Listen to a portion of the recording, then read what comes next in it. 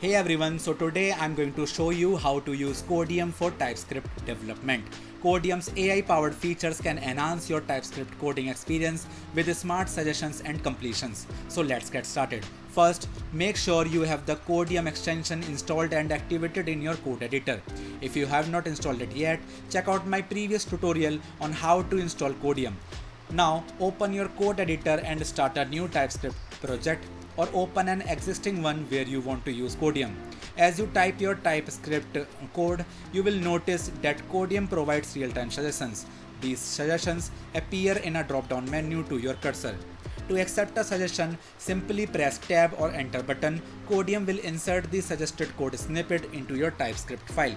Codeium can assist with various aspects of TypeScript development, such as writing interfaces, classes, and type annotations.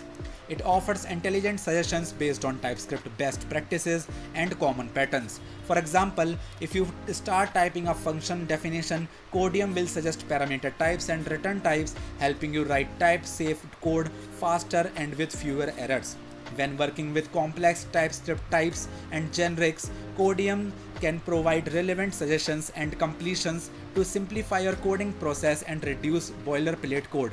Codeium also helps with error reduction by suggesting correct syntax and flagging potential issues in your TypeScript code, making your code more robust and type-safe. To customize Codeium's behavior for TypeScript, go to the extension settings and adjust preferences like the number of suggestions shown, language-specific settings, and many more. Use Codeium's refactoring suggestions to improve your TypeScript code quality. It can recommend optimizations and better coding practices to enhance the performance and readability of your code. And that's it. You have successfully learned how to use Codeium for TypeScript development. This tool can significantly boost your productivity and help you write clean and efficient TypeScript code. If you found this tutorial helpful, please give it a thumbs up and subscribe for more tips. Thanks for watching and see you next time.